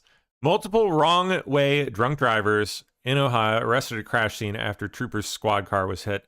The title doesn't do it justice. Okay. So you'll see it's nuts. Like the trooper pulls over a lady who hits him going the wrong way down the highway. Drunk off her ass, and then while pulled over, not one, but two separate further drunk drivers driving the wrong way down the highway nearly hit them as they're pulled over on the side of the highway. It's nuts. Like, how does this? What was going on? Like, how many people just get fucking pissed drunk and drive the wrong way down the road here? Like, what does this happen? Like every night? It has to happen like every minute of every night at this rate. It was just mind-boggling. Oh, come on. Here's the first hit. Look at that.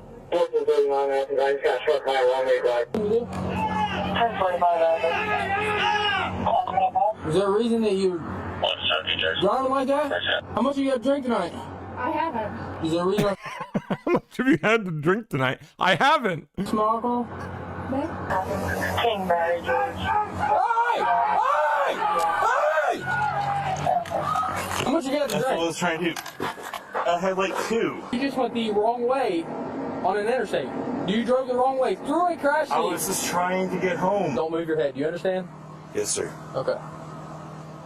You're moving your head. I want you to stand on that line. You see the line?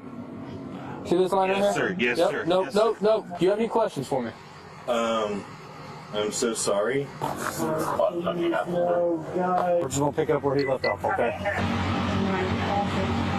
Oh, no, maybe I was mistaken. Maybe it was only one. One further one. I thought I saw another clip of it earlier today. I thought could have sworn there were 2 after the first one, but either way, it's bonkers.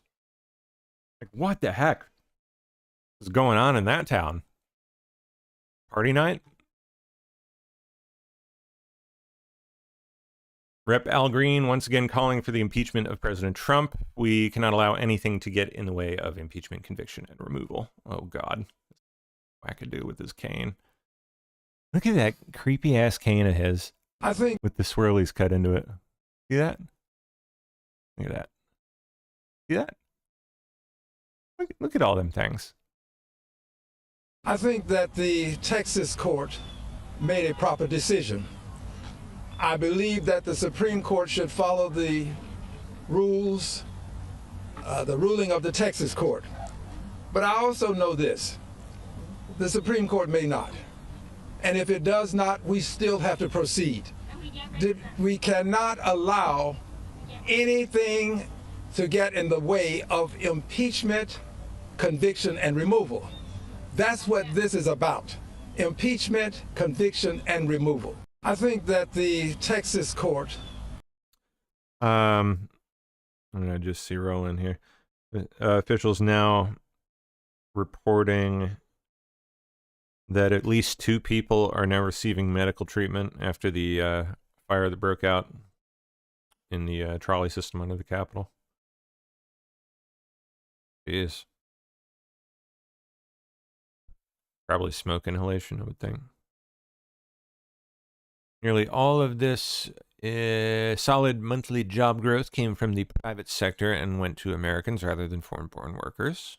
In economic news, the September jobs report showed the American economy remains strong, with 119,000 new jobs added, more than double expectations. These gains came after the summer passage of President Trump's historic tax cuts and multiple big trade deals with countries around the world. In particular, construction jobs surged by 19,000 in September, the largest monthly gain in a year.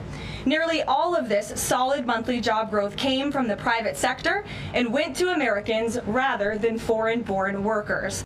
In economic news, Oh, sorry. It was frozen the whole time.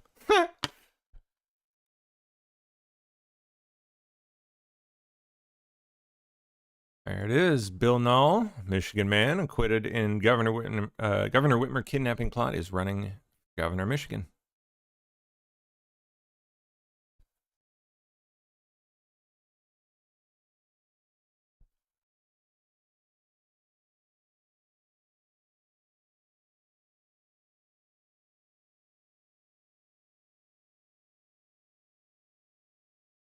Hold on.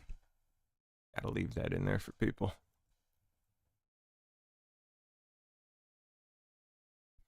Oh, I gotta have a photo on here somewhere, don't I?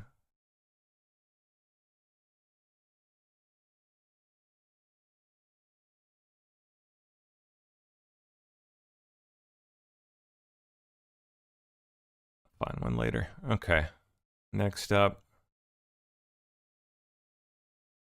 What did the president mean when he called a reporter, and I quote, piggy? He called him, who did he call piggy? What did the president mean when he called a reporter piggy?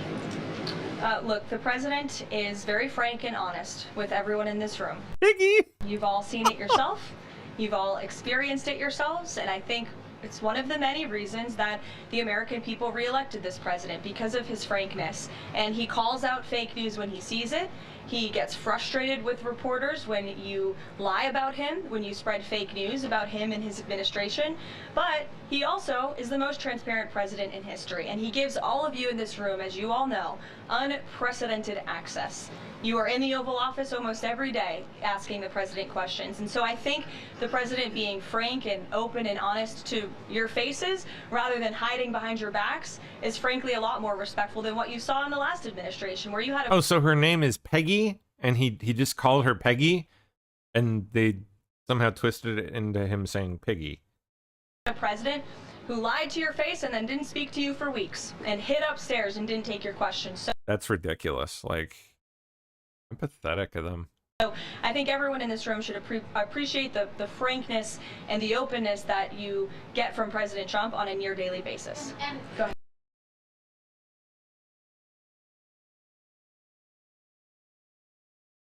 Press secretary on Trump's upcoming meeting with Mamdani.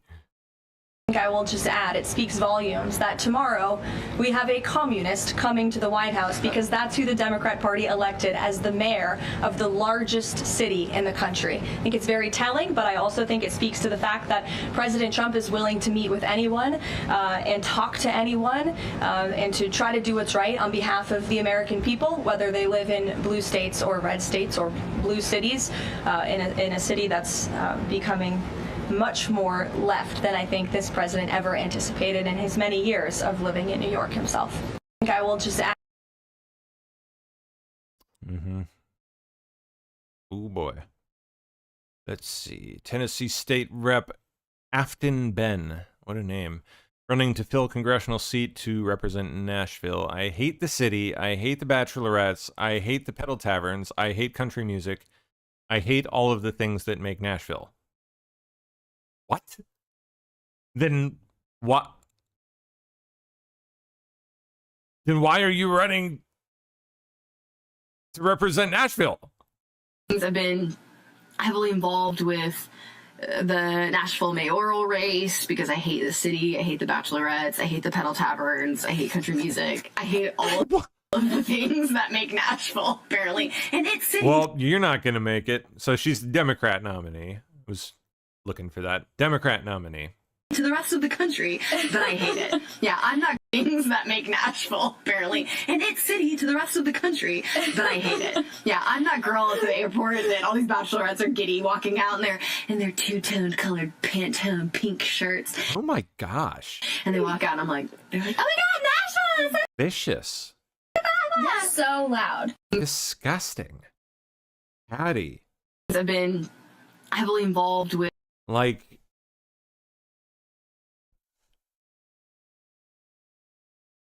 if that doesn't ruin it for her, I really hope it does, because that is what an insane thing to. I wonder what the context of her saying this was. Like, where was this captured? Sounds like it's on a podcast. I don't know if it's old, or recent. Either way, my goodness gracious, what an idiot. What a thing to say. Like, I'm sure I've said that I hate places, like, you know, just generally living around here. But not to that extent. Like, that's another,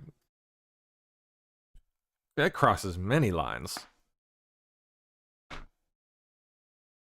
I would never run to represent a place that I hate that deeply. Like that's hating everything that makes it what it is. That's not hating, you know, the shitty politics of an area, which can be changed, ideally, eventually. That's hating the foundations of everything that makes Nashville now Nashville. That's nuts. Why would you? I hope someone asks her, like, why would you ever run to represent such a place? That's how you feel about it. I'd love to hear that answer. Or her attempt at one, anyway. If this were Republican members of Congress who were encouraging members of the military to defy orders from the president, the entire room would be up in arms. Oh, yeah. Can you imagine? If this were Republican members of Congress who were encouraging members of the military and members of our United States government to defy orders from the president and from the chain of command, this entire room would be up in arms. But instead, it is the other Sorry, I froze that in an inconvenient spot. way around, and I think that's quite telling. If this Yeah, can you imagine, though? Like, if the same kind of video was put out under the Biden admin?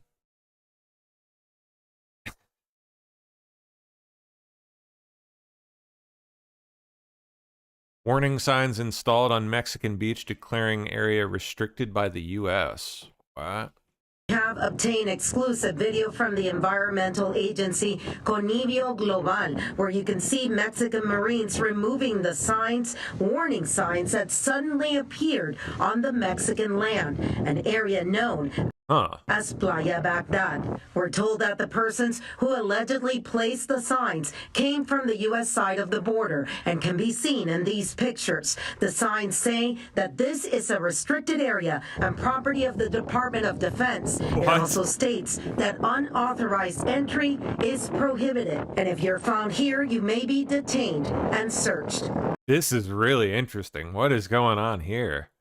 But within hours, the Mexican Marines taking the signs down from the beach that is frequented by Mexican beachgoers. What the heck? And fishermen. What are we about to do in Mexico? Letreros de límites. The president of Mexico said a U.S. office later did admit hiring a company to put up the signs, arguing that the river shifts and the treaty requires the boundary to be clearly redefined. Interesting.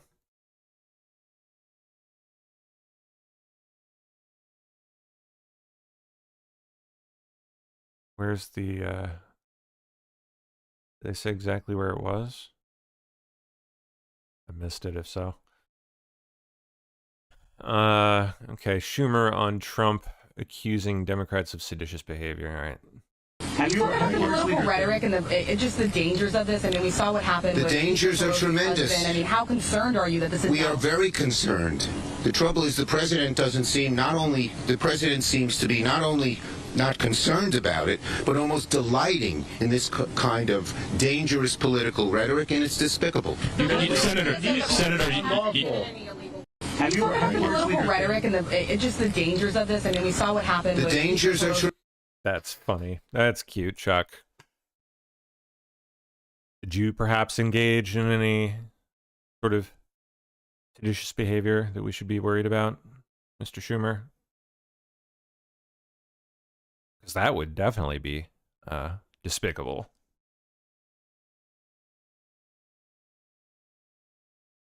Jason Crow. This morning, President Donald Trump threatened to have me arrested and executed simply for reminding our service members of their oaths to follow the Constitution. No, he was simply reminding you that seditious behavior is punishable by death, if indeed you are tried and convicted thereof. And to defend the rule of law. He was just reminding you. I've taken many oaths throughout my life as a combat veteran. Pretty sure that includes that part of the Constitution too. Go read it. That's what it says. Punishable by death. A paratrooper, an Army Ranger, and now as a member of Congress. That is a lifetime oath for me. I will never stop defending it and upholding that sacred obligation. It's very telling that President Trump and those around him think it's criminal simply for asking people to follow the law.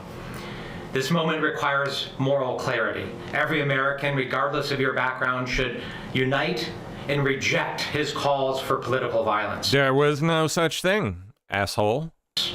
This is a moment. Show me where it was. Where did he do that? That requires leadership. I intend to uphold my obligation, my oath, and to lead. Don't give up the ship. Up! This morning. Up! He said it too. Fuck. Idiot. Moron. Wow, just like Slutkin. Don't give up the ship. That's going a little bit further, sir. Just a little bit further than telling people that they can choose not to follow unlawful orders. Don't give up the ship is saying a lot more than that.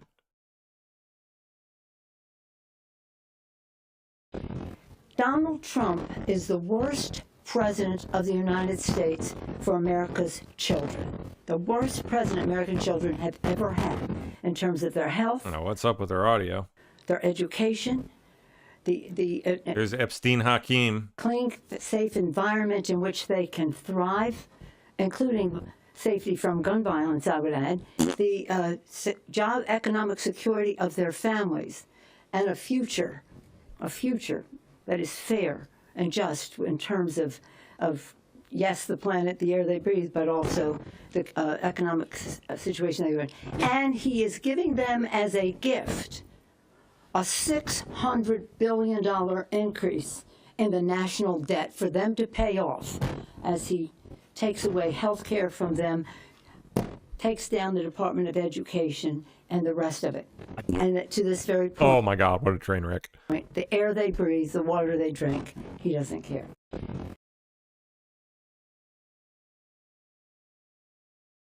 Trump admin plans for new oil drilling off California and Florida coasts for the first time in decades. Wow, that is definitely a W. That is a big win. Very cool.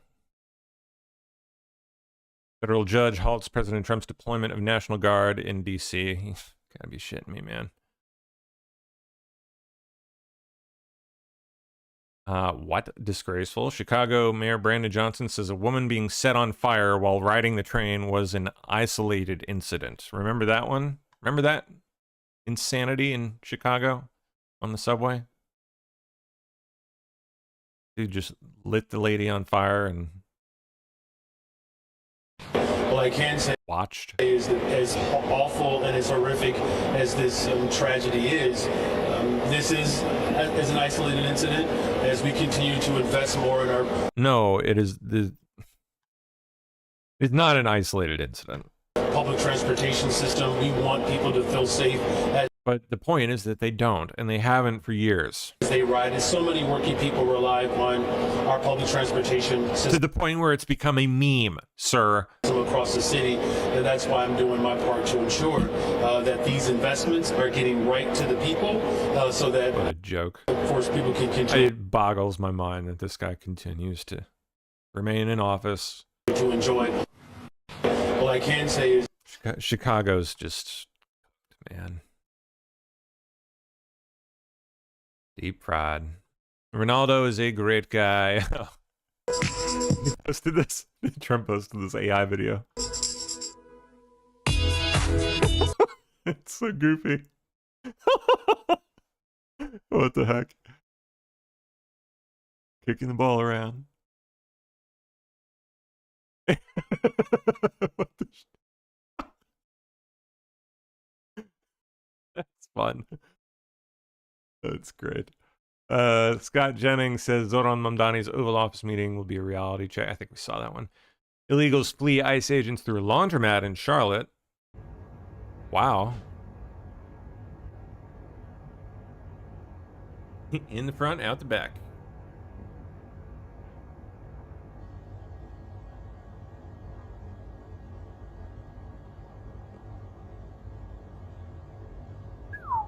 There they go.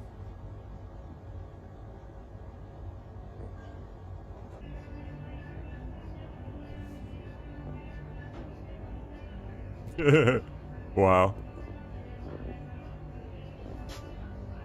Like rats. Scurrying rats. Cockroaches. La cucaracha. Can someone get the La cucaracha music playing, please?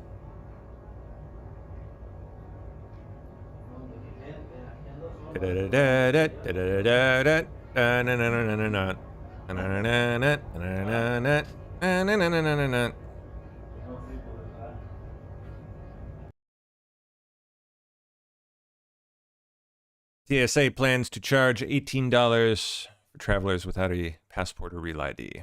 No real Oh, yeah, I want to know the details of this. ID, no passport, no problem. The TSA has proposed a new rule where passengers traveling without either form of identification would pay a fee of $18 in order to have their identity verified by a new biometric kiosk system.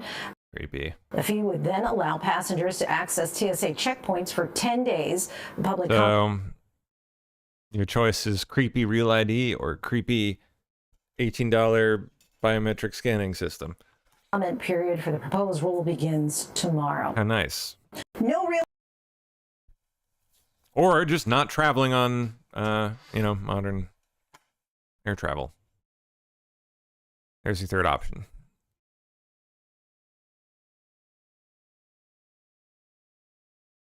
CNBC, the economy added a robust 119,000 new jobs in September. We saw that. That's pretty good, more than doubling expectations. And the other one, you're talking about fast and free buses and you're meeting with the governor. I've heard you talk about many times that you don't want to take money away from the MTA. You want to put money back in. It's something that she agrees with, right? We don't want to take away money from the MTA. How are you getting that money, the $700 million to make the buses free, into the MTA if she's not for raising taxes? You know, I think that the two clearest ways to raise that money is through the raising of the state's corporate tax to match that in New Jersey. I think that a lot of this is still a case to be made, whether it's the corporate tax or that's the personal income tax on those who make more than $1 million a year or more. I think that these are the clearest ways. I've also said that if there are other ways to raise this funding, the most important fact is that we fund it, not the question of how we do it, but that we do it. And the other one, you're talking about fast and free buses and you're meeting with the governor. I've heard you talk. The most important fact is that we fund it, not the question of how we do it. No, I'm pretty sure. Well, if you can't fund it, you can't fund it. Like, what? How is that not important? How is the question of how you fund it not like, what a ridiculous thing to say. $700 million it's going to take to make those buses quote unquote free.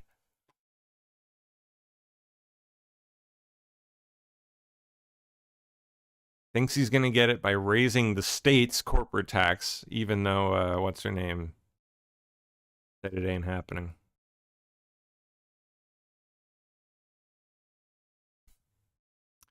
So where are you going to get it, Zoran?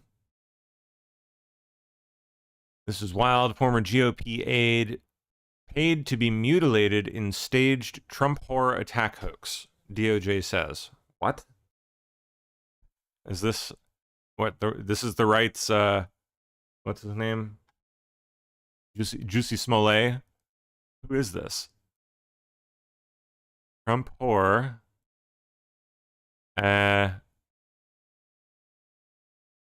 Those yet do not look like they happened in a struggle at all. They are clearly just like drawn on there, basically. With, I mean, assume with a razor, but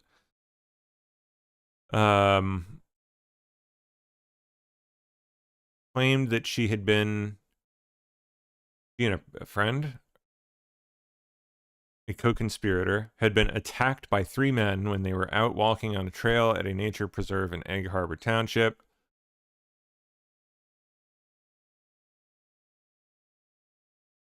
According to the co-conspirator, during the attack, the men had called Green by name and had specifically referenced her employment with Federal Official 1, an official whose identity is known to the government.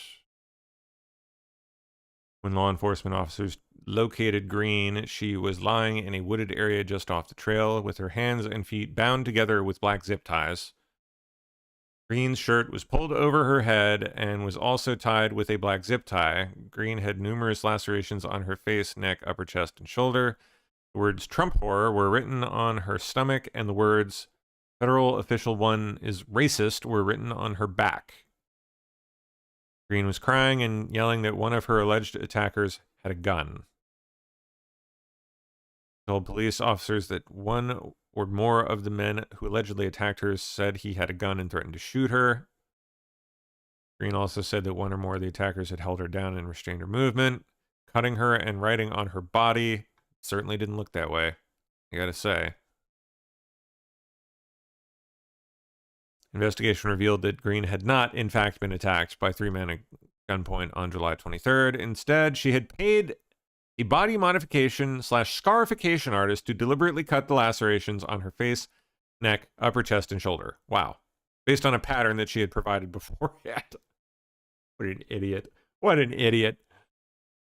Law enforcement officers recovered black zip ties in Green's car on the night of the alleged attack. You've got to be kidding me. These people. Hussy Smollett. Nice.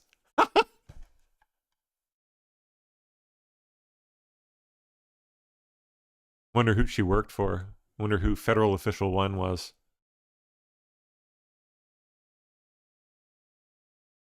Former GOP aide. So maybe those are separate people. Whoever she was an aide for, and then whoever federal official is. I wonder. New Jersey woman.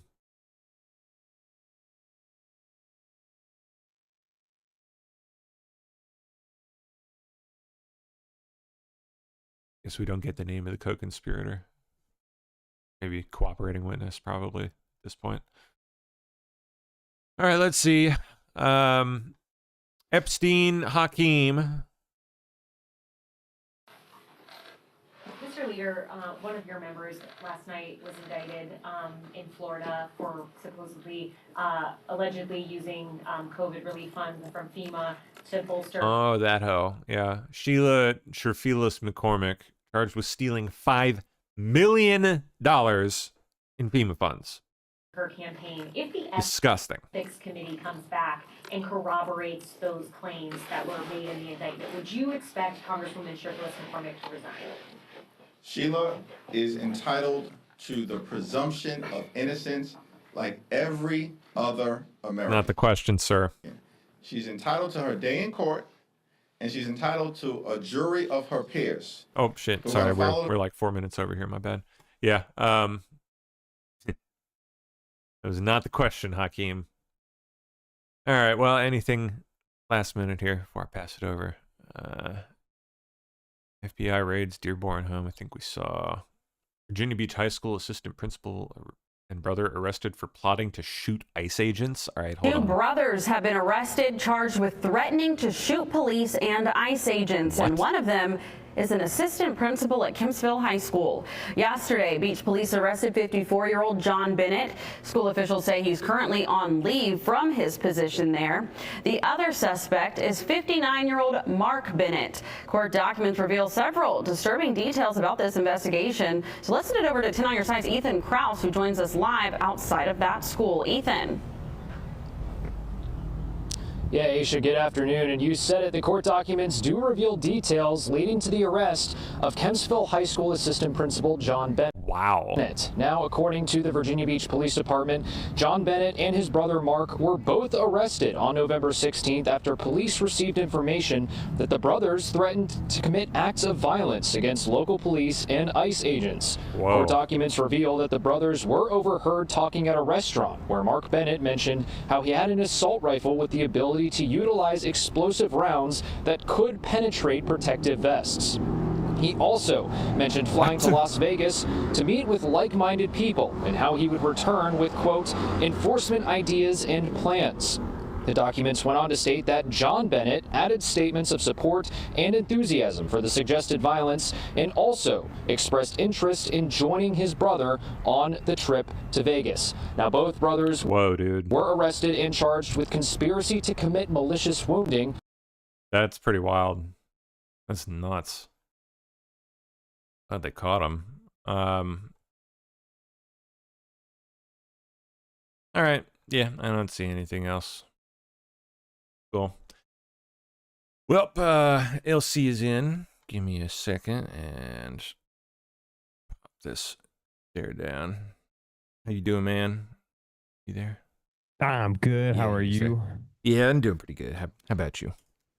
Good, good. Yeah. Still nice weather here. Thanks for covering for last week. We had the multi-state power outage, so that was quite the event. Oh yeah, how'd that go? It wasn't terrible. We were out of power all day till like 9 p.m. But we have backup generators, so it's all the same. Yeah. But still, yeah, we got one too. Still, yeah, it like knocked out everything. Like all the infrastructure was down. So traffic lights were down. Oh man, that gets crazy. Like, yeah, Wyoming, South Dakota, parts of Nebraska. It was, you know, and I was thinking like, what happened, kind of thing. But yeah. Fun. Yeah, we survived. Everyone survived. So. Good. Well, suppose I'll pop out of here and let you get to it, bro. All right. Well, say hi to Radix and everybody for me. And you guys have a great evening. I'll see you next week. You know it. Adios. Have a good show. Thank you. See ya. All right, guys. That's it from me. Thanks, YouTube. Here you guys are. Yeah. I will be back tomorrow morning.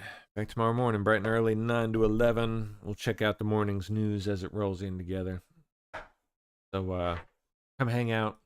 Please don't forget to help out. I did see a few donations roll in there towards the beginning, but we're definitely gonna need more than what rolled in, because I know we got further charges on the way here.